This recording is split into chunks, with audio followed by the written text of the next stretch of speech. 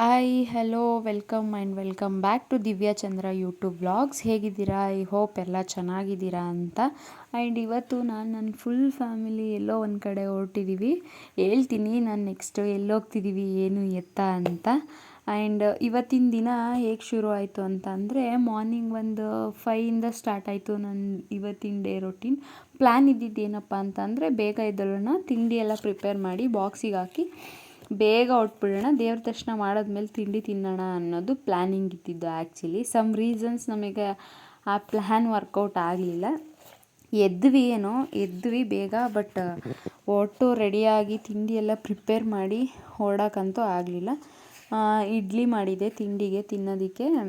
ಇಡ್ಲಿ ಜೊತೆಗೆ ಇದ್ಕಿದ ಅವರೆಕಾಳು ಗೊಜ್ಜು ಮಾಡಿದ್ದೆ ಟೊಮೊಟೊ ಎಲ್ಲ ಹಾಕಿ, ಚೆನ್ನಾಗಿತ್ತು. ಮನೆಯಿಂದನೇ ತಿಂಡಿ ತಿಂದ್ಕೊಂಡು ನಾವು ಅದು ಕೆಲವೊಂದು ಕ್ಲಿಪ್ಪಿಂಗ್ಸ್ ಇತ್ತು, ಬಟ್ ಮಿಸ್ ಆಗಿಬಿಟ್ಟಿದೆ ನನ್ನ ಹತ್ರ. ಮನೆಯಿಂದ ತಿಂಡಿ ತಿಂದ್ಕೊಂಡು ಹೊರಟ್ವಿ. ಆಲ್ಮೋಸ್ಟ್ ಮನೆಯಿಂದ ಹೊರಡೋ ಅಷ್ಟರಲ್ಲೇ 9:30 ಆಗಿಬಿಟ್ಟಿತ್ತು. ಇನ್ನೇನು ಮಾಡೋದು, ಹೊರಡೋಣ ಅಂತ ಹೇಳಿ ಹೊರಟು ಆಲ್ಮೋಸ್ಟ್ ನಾವು ನಂಜನಗೂಡಿಗೆ ರೀಚ್ ಆಗೋ ಅಷ್ಟರಲ್ಲಿ 2 hours ಬೇಕಾಯಿತು. 9:30 ಅಂತಂದರೆ 11:30 ಆ ಟೈಮಿಗೆ ಹೋಗಿ ರೀಚ್ ಆಗಿದ್ದೀವಿ. ಆ್ಯಂಡ್ ಇನ್ನು ಯಾರೆಲ್ಲ ನನ್ನ ಚಾನಲ್ನ ಸಬ್ಸ್ಕ್ರೈಬ್ ಮಾಡ್ಕೊಳ್ದೆ ನೋಡ್ತಿದ್ದೀರೋ, ಸೊ ಪ್ಲೀಸ್ ದಯವಿಟ್ಟು ಸಬ್ಸ್ಕ್ರೈಬ್ ಮಾಡ್ಕೊಂಡು ವೀಡಿಯೋಸ್ನ ನೋಡಿ. ಏನಕ್ಕೆ ಸಬ್ಸ್ಕ್ರೈಬ್ ಮಾಡ್ಕೊತಿಲ್ಲ ಅಂತ ನನಗೆ ಗೊತ್ತಾಗ್ತಿಲ್ಲ. ನೀವು ಮಾಡ್ಕೊಳ್ಳೋ ಒಂದೊಂದು ಸಬ್ಸ್ಕ್ರೈಬ್ಸು ನನಗೆ ತುಂಬಾ ಇಂಪಾರ್ಟೆಂಟ್ ಆಗುತ್ತೆ. ಸೊ ನಮ್ಮ ಒಂದು ಸಣ್ಣ ಪ್ರಯತ್ನ ಅಷ್ಟೇ, ಒಂದು ಮೆಮೊರೀಸ್ ಆಗಿ ಎಲ್ಲ ಉಳಿಲಿ ಯೂಟ್ಯೂಬಲ್ಲಿ ಅನ್ನೋ ಒಂದು ರೀಸನ್ ಇಟ್ಕೊಂಡು ನಾನು ಯೂಟ್ಯೂಬ್ನ ಸ್ಟಾರ್ಟ್ ಮಾಡಿದ್ದು. ಸೊ ಹಾಗಾಗಿ ಪ್ಲೀಸ್ ದಯವಿಟ್ಟು ಎಲ್ಲ ಸಬ್ಸ್ಕ್ರೈಬ್ ಮಾಡ್ಕೊಂಡು ನನ್ನ ವೀಡಿಯೋಸ್ನ ನೋಡಿ. ಆ್ಯಂಡ್ ನನ್ನ ಮಗಳದ್ದು ಏನಪ್ಪ ಅಂತ ಅಂದರೆ, ಕಾರ್ ಹತ್ತಿದ ತಕ್ಷಣವೇ ಮಲ್ಕೊಬಿಟ್ಲು. ಒಂದು 5-10 ಮಿನಿಟ್ಸ್ಗೆಲ್ಲ ಮಲ್ಕೊಂಡಿದ್ದು ಅವಳು ನಂಜನಗೂಡಿಗೆ ಹೋದಾಗಲೇ ಎದ್ದು ಈ ಥರ ಆಟ ಆಡ್ತಿದ್ಲು. ಆ್ಯಂಡ್ ನಾವು ನಂಜನಗೂಡಿಗೆ ಕೂಡ ರೀಚ್ ಆದ್ವಿ. ನಾವು ಹೋಗಿದ್ದು ಲಾಸ್ಟ್ ಸಂಡೇ, ಡೇಟ್ ನನಗೆ ನೆನಪಿಲ್ಲ, ಒಟ್ಟಾರೆ ಲಾಸ್ಟ್ ಸಂಡೇ ನಾವು ಹೋಗಿದ್ದು ನಂಜನಗೂಡಿಗೆ, ನಂಜುಂಡೇಶ್ವರನ ಸನ್ನಿಧಿಗೆ ಲಾಸ್ಟ್ ಸಂಡೇ ಹೋಗಿದ್ದು. ಲಾಸ್ಟ್ ಸಂಡೇ ಬಂದು ಹುಣ್ಣಿಮೆ ಇತ್ತು. ಹುಣ್ಣಿಮೆ ಇದ್ದಿದ್ದ ಕಾರಣ ತುಂಬಾ ರಶ್ ಇತ್ತು, ತುಂಬ ಅಂದರೆ ತುಂಬಾ ಕ್ರೌಡ್ ಇತ್ತು. ನೀವು ನೆಕ್ಸ್ಟ್ ನನ್ನ ಕ್ಲಿಪ್ಪಿಂಗ್ಸ್ಗಳಲ್ಲಿ ನೋಡ್ತಾ ಹೋಗ್ತೀರಾ ಯಾವ ಲೆವೆಲ್ಗೆ ಕ್ರೌಡ್ ಇತ್ತು ಅಂತಂದರೆ. ನಾನು ಇಷ್ಟು ದಿನ ನಂಜನಗೂಡಿಗೆ ಎಷ್ಟು ಸಲ ಹೋಗಿದ್ದೀನಿ ಅಂತ ಅಂದರೆ, ಯಾವತ್ತೂ ನಾವು ವೆಯ್ಟೇ ಮಾಡಿರಲಿಲ್ಲ. ಡೈರೆಕ್ಟ್ ಹೋಗ್ತಿದ್ವಿ, ದರ್ಶನ ಮಾಡ್ತಿದ್ವಿ, ಒಂದು 5-10 ಮಿನಿಟ್ಸ್ಗೆಲ್ಲ ಆಚೆ ಬಂದುಬಿಡ್ತಿದ್ವಿ. ಅಷ್ಟು ಈಸಿಯಾಗಿರ್ತಿತ್ತು ನಮಗೆ. ಬಟ್ ಈ ಸಲ ಅಂತೂ ಜನಗಳನ್ನ ನೋಡಿ ಭಯನೇ ಆಗೋಯ್ತು ನನಗೆ. ನಂಜನಗೂಡು ರೀಚ್ ಆಗಿದ್ದಾಯಿತು. ಆ್ಯಂಡ್ ಇಲ್ಲಿ ಕಾರ್ ಪಾರ್ಕ್ ಮಾಡಿದ್ವಿ. ಹಾಗೆ ಸ್ವಲ್ಪ ಅಲ್ಲಿ ವೀಡಿಯೋಸ್ ಕ್ಲಿಪ್ಪಿಂಗ್ಸ್ ಎಲ್ಲ ತೊಗೊಂಡು, ರೀಲ್ಸ್ ಇರುತ್ತಲ್ಲ, ನಮ್ಗೆ ಗೊತ್ತಿರುತ್ತಲ್ಲ, ರೀಲ್ಸ್ ಎಲ್ಲ ಮಾಡಿಕೊಂಡು ಅಲ್ಲಿಂದ ಇವಾಗ ದೇವ್ರ ದರ್ಶನಕ್ಕೆ ಅಂತ ಹೊರಡೋಣ ಅಂತ ಹೋಗ್ತಾ ಇದ್ದೀವಿ. ಇವ್ರು ನೋಡಿ ನನ್ನ ಮೈದನ, ಅವರ ಮಕ್ಕಳನ್ನ ಕರ್ಕೊಂಡು ಹೆಂಗೆ ಬರ್ತಿದ್ದಾರೆ. ನಾನು ಅದನ್ನು ಕ್ಯಾಪ್ಚರ್ ಮಾಡೋಕ್ಕೆ ಅಂತಲೇ ನಾನು ಫಸ್ಟೇ ಹೊರಟೋಗಿದ್ದೆ. ಆ್ಯಂಡ್ ದೇವಸ್ಥಾನ ಎಂಟ್ರೆನ್ಸಿಗೆ ಬಂದ್ವಿ. ಜನಗಳನ್ನ ನೀವೇ ನೋಡ್ತಿರ್ಬೋದು ಯಾವ ಲೆವೆಲ್ಗೆ ಕ್ರೌಡ್ ಇದೆ ಅಂದರೆ, ಯಪ್ಪ ದೇವರೇ ಭಗವಂತ.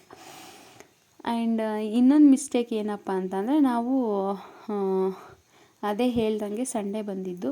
ಆ್ಯಂಡ್ ಇಲ್ಲೆಲ್ಲ ಉರುಳು ಸೇವೆ ಮಾಡ್ತಿದ್ರು. ನಾನು ಫಸ್ಟ್ ಟೈಮ್ ನೋಡಿದ್ದು ಆ್ಯಕ್ಚುಲಿ, ಇದನ್ನೆಲ್ಲ ನೋಡಿರಲಿಲ್ಲ. ನಾನು ಹೇಳ್ದಂಗೆ ನಾನು ಬಂದಾಗೆಲ್ಲ ಆರಾಮಾಗಿ ಫ್ರೀ ಇರ್ತಿತ್ತು, ರಶ್ ಇರ್ತಿರ್ಲಿಲ್ಲ. ಹಾಗಾಗಿ ನಾನು ಇದನ್ನೆಲ್ಲ ಯಾವುದನ್ನು ನೋಡಿರಲಿಲ್ಲ. ಆ್ಯಂಡ್ ಇಲ್ಲಿ 50+ 60+ ಅನಿಸುತ್ತೆ ಅವರಿಗೆ ಬಿಡ್ತಾಯಿದ್ರು ಒಂದು ಸೈಡಲ್ಲಿ. ಹಾಗಾಗಿ ನಮ್ಮ ಅತ್ತೆ ಮಾವ ಇಲ್ಲಿ ನಿಂತ್ಕೊಂಡ್ರು. ನಾವು ಇಲ್ಲಿಂದನೇ ಹೋಗ್ತೀವಿ, ನೀವು ಹೋಗಿ ಲೈನ್ಗೆ ಅಂತ ಹೇಳಿ. ಆ್ಯಂಡ್ ನಾವು ಇಲ್ಲಿ ಬಂದು ಸ್ಪೆಷಲ್ ಎಂಟ್ರಿಗೆ ಟಿಕೆಟ್ ತೊಗೊಳ್ಳೋಣ ಅಂತ ಹೋದ್ವಿ. ಟಿಕೆಟ್ ತೊಗೊಂಡ್ವಿ. ಪರ್ ಹೆಡ್ 100 rupees ಏನೋ ಅನಿಸುತ್ತೆ. ಅವರೇ ತೊಗೊಂಡು ಹೋದ್ವಿ. ಆ್ಯಂಡ್ ನಿಂತಿದ್ವಿ. ಆಲ್ಮೋಸ್ಟ್ ನಮಗೂ 1.5 hour ಆಯಿತು ದರ್ಶನ ಮಾಡಲಿಕ್ಕೆ. ಜನನ ನೀವೇ ನೋಡ್ತಿರ್ಬೋದು ಎಷ್ಟು ಕ್ರೌಡ್ ಇದೆ ಅಂತ. ಆ್ಯಂಡ್ ಈ ದೇವಸ್ಥಾನದ ಸ್ಪೆಷಾಲಿಟಿ ಬಂದ್ಬಿಟ್ಟು, ಇದು ನಮ್ಮ ಕರ್ನಾಟಕದಲ್ಲಿ ಅತಿ ದೊಡ್ಡ ದೇವಸ್ಥಾನ ಅಂತ ಹೇಳಿದ್ರು ತಪ್ಪಾಗಲ್ಲ ಅಲ್ಲ, ಮೀನ್ಸ್ ಇದು ಅತಿ ದೊಡ್ಡ ದೇವಸ್ಥಾನನೇ ನಮ್ಮ ಕರ್ನಾಟಕದಲ್ಲಿ. ಇದು ದ್ರಾವಿಡ ಶೈಲಿಯಲ್ಲಿದೆ ಈ ದೇವಸ್ಥಾನ. ಆ್ಯಂಡ್ ಈ ದೇವಸ್ಥಾನದಲ್ಲಿ ಈ ದೇವಸ್ಥಾನದ ಗೋಪುರ ಬಂದ್ಬಿಟ್ಟು ಬಂಗಾರದ ಲೇಪನದಿಂದ ಆಗಿದೆ. ದೇವಸ್ಥಾನದ ಗೋಪುರ ಇದೆಯಲ್ವ ಮೇಲ್ಗಡೆ, ಅದು ಬಂಗಾರದಿಂದ ಆಗಿದೆಯಂತೆ. ಆ್ಯಂಡ್ ಇಲ್ಲಿ ದೇವಸ್ಥಾನದ ಒಳಗಡೆ ಬಂತು ಅಂದರೆ ನಮಗೆ ಇಲ್ಲಿ 122 ಮೂರ್ತಿಗಳು ಸಿಗ್ತಾವಂತೆ ನೋಡೋದಕ್ಕೆ. ನಾನು ನೋಡಿದ್ದೀನಿ, 122 ಪೂರ್ತಿ ಕಂಪ್ಲೀಟಾಗಂತೂ ನೋಡಿಲ್ಲ. ಒಟ್ನಲ್ಲಿ ನೋಡಿದ್ದೀನಿ. ಹಾಗೆ ಇದು ಶಿಲ್ಪಕಲೆಯ ತವರೂರಾಗಿದೆ ಈ ದೇವಸ್ಥಾನ. ಇದ್ರ ಬಗ್ಗೆ ನಾನು ತುಂಬಾ ಕೇಳಿದ್ದೀನಿ ಆ್ಯಂಡ್ ನನಗೆ ಗೊತ್ತಿರೋ ಅಂಥದ್ದು ಕೆಲವೊಂದು ವಿಷಯಗಳನ್ನ ಮಾತ್ರ ನಾನು ಹೇಳಿದ್ದೀನಿ. ತುಂಬ ಚೆನ್ನಾಗಿ ಗೊತ್ತು ಅಂತ ಏನಲ್ಲ. ಆ್ಯಂಡ್ ಇದು ನಮ್ಮ ಕರ್ನಾಟಕದಲ್ಲಿ ಅತಿ ದೊಡ್ಡ ದೇವಾಲಯ ಆಗಿದೆ.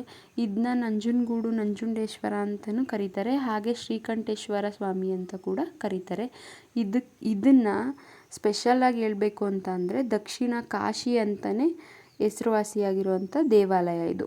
ದಕ್ಷಿಣ ಕಾಶಿಗೆ ಹೋಗ್ಬಿಟ್ಟು ಬಂದರೆ ನಮಗೆ ಎಷ್ಟು ಪುಣ್ಯ ಸಿಗುತ್ತೋ ಈ ದೇವಸ್ಥಾನಕ್ಕೆ ಬಂದರೂ ಅಷ್ಟೇ ಪುಣ್ಯ ಸಿಗುತ್ತೆ ನಮಗೆ. ಹಾಗಾಗಿ ಇದನ್ನು ದಕ್ಷಿಣ ಕಾಶಿ ಅಂತಲೇ ಕರೀತಾರೆ.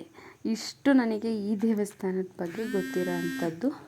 ಹಾಗೆ ಈ ದೇವಸ್ಥಾನದ ಬಗ್ಗೆ ನನಗೆ ಗೊತ್ತಿರುವಂಥ ಕೆಲವೊಂದು ವಿಷಯಗಳನ್ನ ನಾನು ನಿಮ್ಮ ಜೊತೆ ಶೇರ್ ಮಾಡಿದ್ದೀನಿ. ಹಾಗಂತ ನನಗೇನೋ ತುಂಬ ಗೊತ್ತು ಅಂತೆಲ್ಲ ನಾನು ಹೇಳಿಲ್ಲ.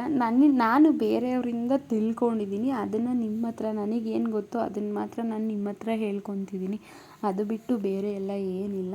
ಆ್ಯಂಡ್ ಫ್ಯಾಮಿಲಿ ಜೊತೆ ಹೋಗಿದ್ದು ತುಂಬಾ ಖುಷಿಯಾಯಿತು. ಹಾಗೆ ಇಲ್ಲಿ ನಮಗೆ ಒಬ್ಬರು ರೇಗಿಸ್ತಾಯಿದ್ರು, ಯೂಟ್ಯೂಬ್ಗೆ ವ್ಲಾಗ್ ಮಾಡ್ತಿದ್ದಾರೆ ನೋಡು ಪಾಪು. ಆ ಪಾಪು ತುಂಬ ಅಳ್ತಿತ್ತು. ಹಾಗಾಗಿ ಆ ಪಾಪುಗೆ ಸಮಾಧಾನ ಮಾಡೋದಕ್ಕೆ ಅಂತ ಹೇಳ್ಬಿಟ್ಟು ಅವರು ರೇಗಿಸ್ತಾಯಿದ್ರು ಅವ್ರ ಮಮ್ಮಿ. ಯೂಟ್ಯೂಬ್ ವ್ಲಾಗ್ ಅಂತೆ ನೋಡು, ನಾವು ಬರ್ತೀವಿ ಯೂಟ್ಯೂಬಲ್ಲಿ ಅಂತ. ಹಾಗೆ ನಾವು ಹೇಳ್ತಿದ್ವಿ ಅವ್ರಿಗೆ ವಾಪಸ್ಸು ಸಬ್ಸ್ಕ್ರೈಬ್ ಮಾಡಿದ್ರೆ ಮಾತ್ರ ನಮ್ಮ ಚಾನಲ್ ನಿಮಗೆ ಬರೋದು ಅಂತೆಲ್ಲ ಹೇಳ್ತಿದ್ವಿ. ಆ್ಯಂಡ್ ಹೇಳಿದ್ನಲ್ಲ, ಹಾಗೆ 1.5 ಅವರ್ ಆದಮೇಲೆ ನಮಗೆ ದರ್ಶನ ಆಯಿತು. ಆಚೆ ಬಂದ್ವಿ. ಇಲ್ಲಿ ಇವನು ಹಾರ್ಸ್ ರೈಡ್ ಮಾಡಬೇಕು ಅಂತ ಮಾಡ್ತಿದ್ದಾನೆ. ಅಷ್ಟರಲ್ಲಿ ನಮಗೆ ಮನೆಯಿಂದನೇ ತಿಂಡಿ ತಿಂದು ಹೋಗಿದ್ದರಿಂದ ತುಂಬಾ ಹೊಟ್ಟೆ ಹಸಿವು ಸ್ಟಾರ್ಟ್ ಆಗಿತ್ತು.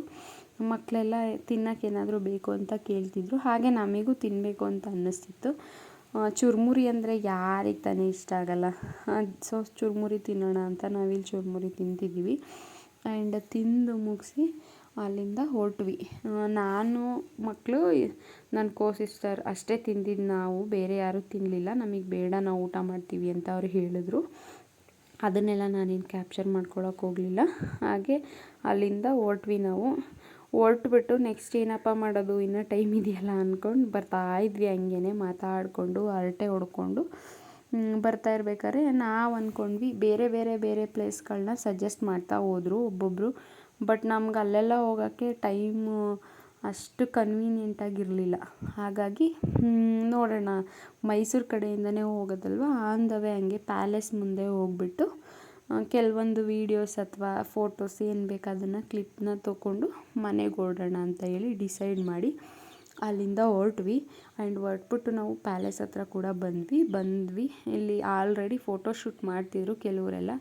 ನಾವು ಹೋದ್ವಿ ಮಕ್ಕಳನ್ನ ಕರ್ಕೊಂಡು. ನಮಗೆ ಬೇಕಾಗಿರೋ ಥರ ಫೋಟೋಶೂಟ್ ವೀಡಿಯೋಸ್ ಎಲ್ಲ ನಾವು ಮಾಡಿಕೊಂಡು ಅಲ್ಲಿಂದ ಹೊರಟು ಮನೆಗೆ ಬಂದ್ವಿ. ಅಲ್ಲೇ ಊಟ ಮುಗಿಸ್ಕೊಂಡು ಬಂದ್ವಿ ಮಧ್ಯಾಹ್ನದ್ದು. ಮನೆಗೆ ಆಲ್ಮೋಸ್ಟ್ ಒಂದು 5:30ಗೆ ರೀಚ್ ಆದ್ವಿ. ಇವತ್ತಿನ ವಿಡಿಯೋ ಇಷ್ಟೇ. ಸೊ ಯಾರಿಗೆಲ್ಲ ವಿಡಿಯೋ ಇಷ್ಟ ಆಗಿದೆ ಲೈಕ್ ಮಾಡಿ, ಶೇರ್ ಮಾಡಿ, ಹಾಗೆ ಕಮೆಂಟ್ ಮಾಡಿ.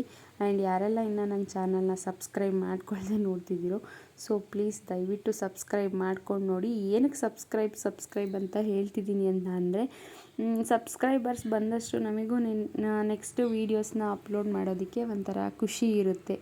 ಸೊ ಹಾಗಾಗಿ ಯಾರೆಲ್ಲ ಇನ್ನೂ ಸಬ್ಸ್ಕ್ರೈಬ್ ಮಾಡ್ಕೊಳ್ಳದೆ ನೋಡ್ತಿದ್ದೀರೋ ದಯವಿಟ್ಟು ಸಬ್ಸ್ಕ್ರೈಬ್ ಮಾಡಿಕೊಂಡು ವೀಡಿಯೋಸ್ನ ನೋಡಿ ಅಂತ ಹೇಳ್ತಾ ಈ ವಿಡಿಯೋನ ಇಲ್ಲಿಗೆ ಎಂಡ್ ಮಾಡ್ತಿದ್ದೀನಿ. Thank you for watching.